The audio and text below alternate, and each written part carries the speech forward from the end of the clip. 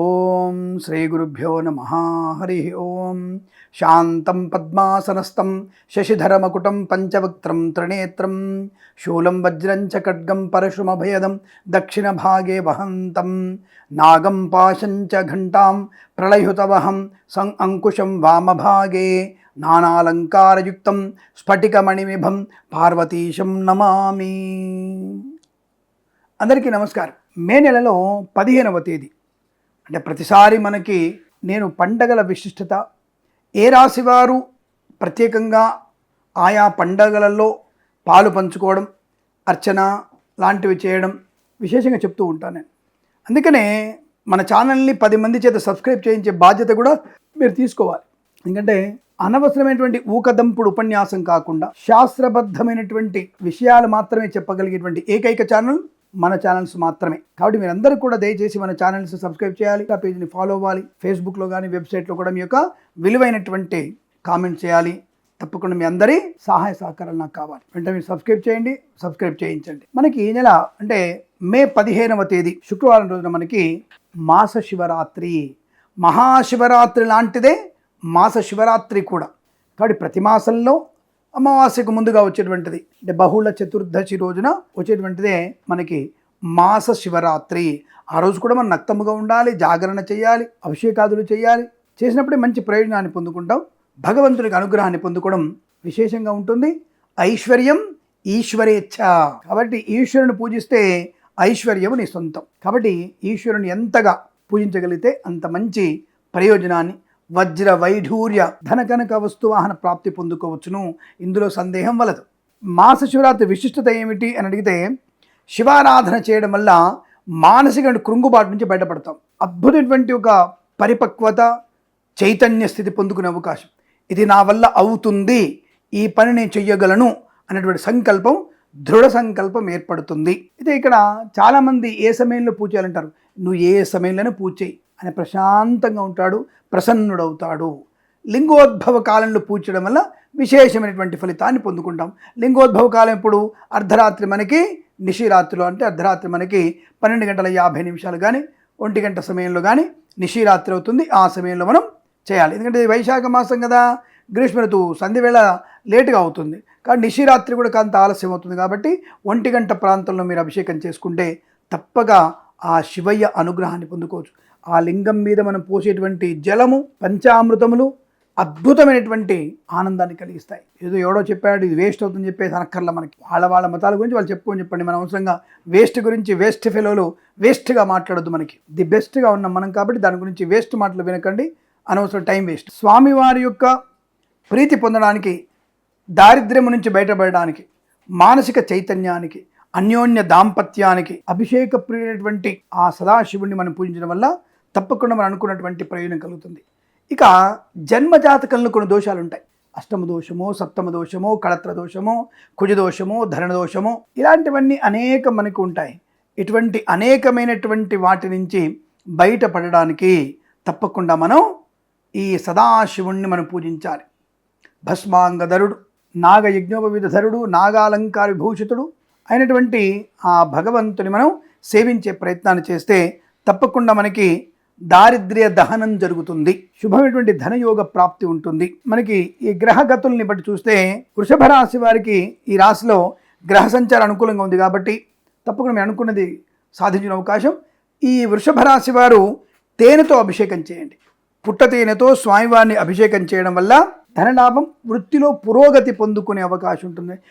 మంచి ఉద్యోగం రావడం, ఉద్యోగంలో ప్రమోషన్ రావడం, ఆన్సైట్ ఆపర్చునిటీ కూడా ఉంటుంది. అలాగే కన్యారాశి వారికి నిరుద్యోగులు కొంతమంది ఎవరైనా ఉన్నారో, కన్యారాశి వారికి ఉద్యోగ అవకాశ నిమిత్తం ఇంకా దశమాధిపతి యొక్క శుభయోగాన్ని పొందుకోవడం వల్ల తప్పకుండా కన్యారాశి వారు శివనామస్మరణ, శివాయ నమః, శివాయ నమః అన్నటువంటి ఈ స్వామివారి మూల మంత్రాన్ని ఎవరైతే జపము ఉదయం, మధ్యాహ్న, సాయంకాల సమయం 108 సార్లు ఉదయం, 108 సార్లు మధ్యాహ్నం, 108 సార్లు సాయంత్రం తప్పకుండా ఈ నామస్మరణ చేసిన వారికి, కన్యారాశి వారికి అద్భుతమైనటువంటి కుటుంబ సౌఖ్యము, ధనధాన్య వృద్ధి, ఆరోగ్య లాభం పొందుకోవచ్చు.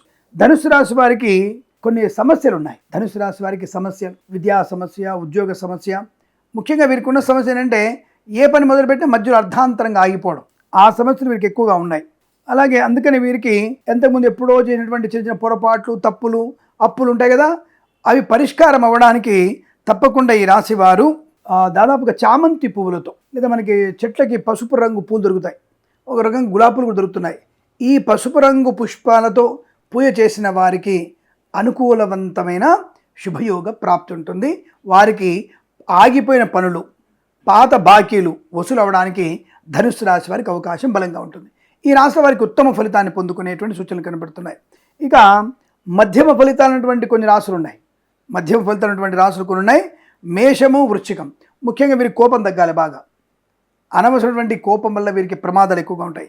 ఆవేశము, కోపమే మానసికమైనటువంటి ఇబ్బందులకి గురవుతున్నారు కనుక ఈ కోపం తగ్గించుకునే ప్రయత్నం చేయండి. ఆ కోపము తగ్గడానికి ఎర్రగంధం అంటే ఎర్రచందనం ఉంటుంది కదా, ఎర్రచందనముతో స్వామివారిని అభిషేకం చేయండి. ఎర్రచందనాన్ని బాగా అరగదీసి నీళ్ళలో కలిపి ఆ ఎర్రచందనపు నీటితో మనము స్వామివారికి అభిషేకం చేసినా మంచిదే. లేదా మనకి కుంకుమ, మామూలు కుంకుమ నీళ్ళలో కలిపి, కలర్ కుంకుమ కాదండి, మామూలు కుంకుమ కలిపి స్వామివారికి అభిషేకం చేయడం వల్ల కూడా మీకు మంచి ప్రయోజనాన్ని పొందుకోవడం, మనశ్శాంతి లభిస్తుంది. ధనము అన్నీ ఉన్నాయి, వీళ్ళకి విద్య అన్నీ ఉన్నాయి, కానీ కోపం ఒకటే. కోపం వల్ల ఇబ్బందులు, తన కోపమే తన శత్రువు కదా, ఇబ్బందులు పడుతుంటారు. దాన్ని తగ్గించుకునే ప్రయత్నం చేస్తే సరిపోతుంది. అది ఇలా చేసి తగ్గుతుంది గ్యారెంటీగా. అలాగే వీరికి అంటే కర్కాటక, మీన రాశి వారికి, ఈ రెండు రాశుల వారికి మానసిక ఒత్తిడి ఎక్కువ. ఎందుకండి? కర్కాటక రాశి వారికి వేయంలో గురుడు, మీన రాశి వారికి జన్మంలో శని. ఈ రెండింటి వల్ల వీరికి ఒత్తిడి ఎక్కువగా ఉండడము, లేనిపోని ఇబ్బందులు పడేటువంటి అవకాశం కూడా చాలా ఎక్కువ కనబడుతోంది. ఈ మానసిక ఒత్తిడిని జయించడానికి శుద్ధమైనటువంటి ఆవు పాల పెరుగుతో తప్పకుండా మీరు అభిషేకం చేయడం వల్ల ఈ మానసిక ఒత్తిడి నుంచి బయటపడతారు. సైకలాజికల్ డిప్రెషన్ నుంచి బయటపడతారు. సైకలాజికల్గా ఉన్నటువంటి డిస్టర్బెన్స్ అంతా కూడా తొలగిపోతుంది, ప్రశాంతంగా ఉంటుంది, మీ ఆరోగ్యం అద్భుతంగా ఉంటుందనే విషయాన్ని గమనించుకోండి. సింహరాశి వారికి అష్టమ శని ప్రభావం. ఈ శనేశ్వరుడి యొక్క ప్రభావం తగ్గించుకోవడానికి శివనామస్మరణ చాలా మంచిది. సింహరాశి వారికి అష్టమ శని దోషం పోవడానికి, అంటే వీరికి మకరము, కుంభము ఈ రాశుల వారికి కొంత శని ప్రభావం ఈ మరి సింహరాశి వారికి కూడా ఉంది, ధనుస్సు రాశి వారికి కూడా ఉంది. కాబట్టి అనుకూలవంతమైనటువంటి ఈ యొక్క ప్రయోజనం పొందాలనుకుంటే ఈ రాశుల వారు 7 శని లేదా శని ప్రభావం వల్ల ఆటంకాలు ఉన్నటువంటి విషయాల్లో నివృత్తి పొందడానికి తప్పకుండా వీరు ఈ మాస శివరాత్రి రోజున శివాష్టకం చదువుకోవడం. శివాష్టకం చదువుకోవడం వల్ల ఏమవుతుంది? గౌరవ మర్యాదలు పెరుగుతాయి, శత్రు బాధలు తొలగిపోతాయి, అప్పుల బాధ విముక్తులవుతారు. అలాగే ఈ శని ప్రభావం ఉన్నటువంటి రాశుల వారికి ఈ శని ప్రభావ దోష నివారణ జరుగుతుంది. మారేడు దళాలతో మనం పూజ చేసి, నువ్వుల నూనెతో స్వామివారికి దీపారాధన చేసి ఆ స్వామివారి యొక్క అనుగ్రహాన్ని పొందుకోవచ్చు. పొద్దున్నే అభ్యంగన స్నానం చేసి అదంతా మనం నక్తముగా ఉంటూ, కొంతమందికి శారీరకంగా శక్తి లేని వాళ్ళు సాయంకాల సమయంలో చుక్కను చూసి భోజనం చేయడం, లేదా మరునాటి వరకు నక్తంగా ఉండడం చాలా మంచి ప్రయోజనాన్ని కలిగిస్తుంది. అనుకూలవంతుడు ఆనంద యోగం ఉంటుంది. తెల్లని వస్త్రాలు ధరించండి వాళ్ళ, చాలా మంచిది. అలాగే సాధ్యమైనంత ఉపవాసం ఉండండి. ఉపవాసం సాధ్యం కాకపోతే అల్పాహారం తిని ఉండండి, కొద్దిగా అల్పాహారం తిని ఉండే ప్రయత్నం చేయండి. అలాగే బిల్వార్చన, శివుడికి అత్యంత ప్రీతి బిల్వార్చన. అటువంటి బిల్వార్చన కనుక ఎవరైనా అభిషేకం చేస్తున్నప్పుడు బిల్వాలు తెచ్చి వారికి ఇచ్చినా అభిషేకం చేసిన పుణ్యఫలమే కలుగుతుంది. కాబట్టి తప్పకుండా మీరు బిల్వార్చన చేయండి. ఆ బిల్వార్చన వల్ల ప్రయోజనం బాగా ఉంటుంది.